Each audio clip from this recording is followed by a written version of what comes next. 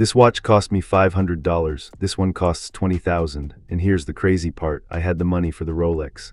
I walked into that boutique, cash in hand, ready to finally join the most exclusive club in watch collecting. But I walked out with this instead, and I have never, not for a single second, regretted it. In fact, it was the smartest watch decision I've ever made. Today, I'm not just going to tell you why, I'm going to show you. We are going to put the kings of luxury, the untouchable icons from Rolex, head-to-head with a squad of underdogs that cost less than a single link on a Daytona bracelet. And I guarantee you, by the end of this, you'll be questioning everything you thought you knew about what makes a watch great. This isn't about being cheap, it's about being smart. This is about separating the hype from the hardware, the status from the substance. And it starts right now, let's be honest. The dream for so many of us is a Rolex. It was my dream. It's supposed to be a milestone, a sign that you finally made it. I saved, I planned, I researched every detail. The target was a Yacht-Master II, the iconic Pepsi. But when the big day came and I was standing there looking at it through the glass, a strange feeling washed over me. It wasn't excitement, it was anxiety. I was about to drop the price of a decent car on something that tells time. Something I'd be terrified to scratch, terrified to wear in the wrong neighborhood, terrified to even leave on a nightstand. It felt less like a tool and more like a liability. A beautiful, impeccably engineered $20,000 liability. At the same time, something incredible has been happening in the watch world. A quiet revolution bubbling up from small workshops and online forums. Microbrands and reborn legacy brands from Japan and China have been closing the quality gap at a dizzying pace. They're using the same core stuff, 316L stainless steel, sapphire crystals, ceramic bezels, and powering them with ultra-reliable movements from giants like Seiko and Miyota. These aren't cheap knockoffs. They're passion projects built by watch guys for watch guys. I realized the Rolex story was about heritage, status, and investment, but the story I wanted to wear on my wrist was about adventure, utility, and just the fun of discovering something new. I wanted a watch I could bang against a door frame and not have a minor heart attack. A watch I could take swimming without mentally calculating the future servicing cost, so I walked away. And I took that Rolex money, bought a plane ticket, a new camera, and a whole box of watches that combined cost less than the sales tax on a Daytona. And the very first watch I bought is our first contender.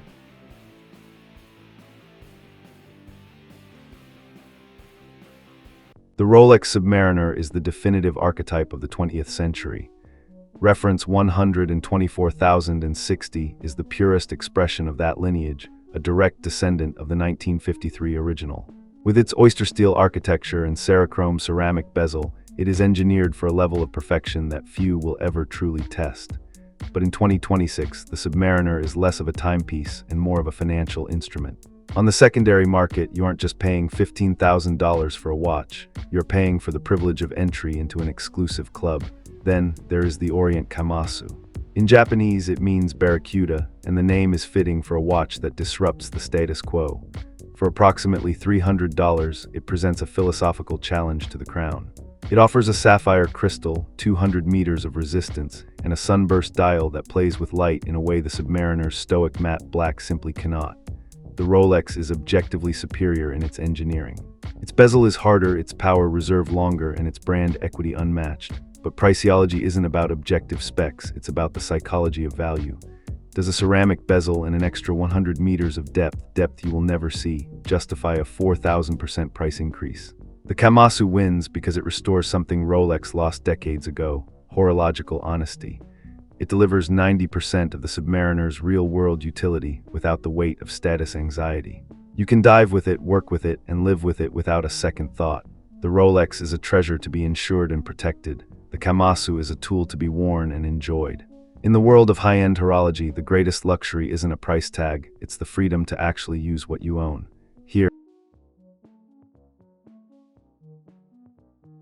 we're talking vintage cool. The Tudor Black Bay 58 is Rolex's younger, hipper brother.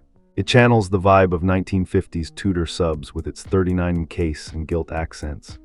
It has a manufacturer COSC certified movement and is one of the best heritage divers out there. It's a phenomenal watch, but it's still a big investment, with secondary prices often landing between $4,800 and $6,200. Now, meet the Laurier Neptune IV. This is from a husband and wife team in New York, and it's a love letter to mid-century dive watches. It's got a perfect 39 case, a high-beat Miyota 90 S5 automatic, and 200 meters of water resistance. But the magic is in the details. The crystal isn't sapphire, it's a domed Hesalite acrylic just like old watches. It gives the dial a warmth and distortion that sapphire can't touch. Scratches, you just buff them out. The bezel is also acrylic with lume poured into it, like the old Bakelite ones. The way the Neptune wears is just off the charts. It sits perfectly on almost any wrist. It feels less like a modern reissue and more like a time capsule, a brand new watch straight out of 1957. For around $500, the Laurier doesn't just compete with the Black Bay 58. In some ways, it's a more authentic vintage experience. The Hesalite crystal, the slim profile, and the obsessive details create a charm that is totally its own. The Miyota 90 series is a premium Japanese movement known for its smooth sweep. The Neptune wins because it proves that true passion for design can create something with more soul than watches costing 10 times more. It's not just an alternative to the Tudor, it's a destination. All right, we're halfway through. We've seen the Orient and the San Martin take on the Submariner.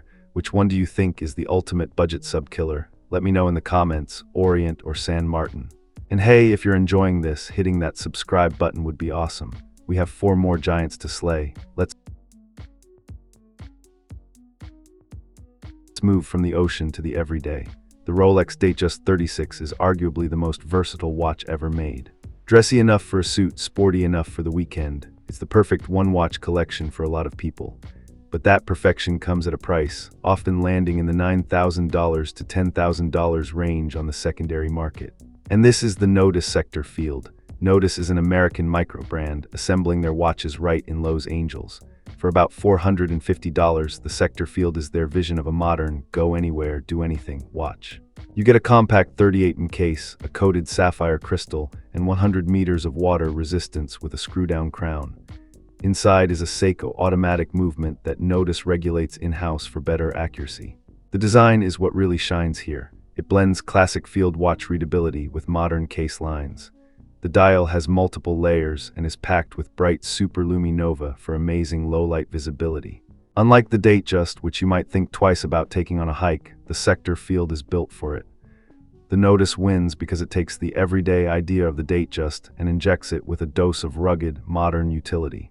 It has better water resistance for actual activities, it's more legible in the dark, and it has a unique design that stands on its own. It's a watch that's just as comfortable at a brewery as it is in a briefing room, but it costs 20 times less and brings an adventurous spirit the Datejust can't quite match. Now for the one you've been waiting for, the unobtainable one, the Rolex Daytona, the undisputed king of chronographs. Getting one at its retail price of over $15,000 is basically impossible on the secondary market. You're looking at $30,000 easy. And this is the Pagani Design PD-1644. It costs, and I'm not joking, about $100. Sometimes you can find it on sale for as low as $40. For that, you get a stainless steel case, a ceramic bezel, and a sapphire crystal. The magic, though, is the movement. It's not some cheap quartz ticker. It's the Seiko VK63 Mecha Quartz. Here's what that means. The timekeeping is battery-powered and hyper-accurate, but the chronograph, that's mechanical. When you press the pusher, you get that satisfying snap. The chrono hand sweeps smoothly, just like the Daytona's. When you hit reset, it snaps back to 0 instantly. It's the best of both worlds, the soul of a mechanical chrono with the reliability of quartz. Let's be real, is this a Rolex Daytona? Of course not, but is it an incredibly handsome and functional chronograph that gives you the Daytona's style and a genuinely cool movement? Absolutely. It's 100-meter water resistant with screw-down pushers. It's a watch you can wear every day and not live in mortal fear of a scratch devaluing it by thousands of dollars. The Pagani wins on sheer, mind-blowing value. It makes the iconic chronograph experience available to literally everyone. For less than dinner for two, you get a watch with a sapphire crystal and a sophisticated mecha quartz movement that looks and feels fantastic. It's a celebration of just how good affordable watches have become. Our final comparison is about elegance on the water. The Rolex Yacht-Master 40 is the Submariner's sophisticated cousin. It's a luxury sports watch with a platinum bezel, a stunning dial, and a more polished, refined case. It's less of a tool and more of a statement piece. It retails for over $13,000, with market prices closer to $17,000. And this is the Baltic Aquascaphe. Baltic is a French microbrand known for incredible vintage-inspired designs. The Aquascaphe, at around $500, is their take on the classic 1950s skin diver. It has a slim 39 case, 200 meters of water resistance, and a double-domed sapphire crystal that creates beautiful distortions. The bezel insert is also sapphire, giving it the glossy look of old Bakelite.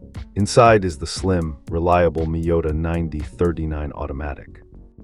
Everything about the Baltic just feels considered and refined. The beads of rice bracelet is incredibly comfortable. The case is beautifully brushed and it wears so elegantly.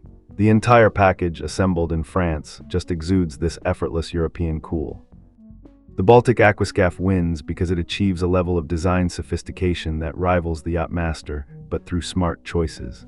It's more of a tool watch than the Rolex, yet it feels just as special on the wrist. It proves that great design isn't about expensive materials, it's about proportion, texture, and detail. The Yacht-Master is about luxury, the Aquascaphe is about style, and in my book, timeless style always wins. 5 comparisons down. Now for the big question, has this changed your mind? Could you see yourself choosing one of these incredible microbrands or budget champions over a big-name luxury brand? Let me know in the comments with a yes or no, and tell me which of these 8 watches was your favorite. So that's the list, 5 watches from the $100 Pagani to the $500 Laurier that don't just hold their own against their Swiss rivals. They often beat them on the things that actually matter for daily wear. Value, durability, and a complete lack of anxiety. Walking away from that Rolex was one of the best decisions I ever made.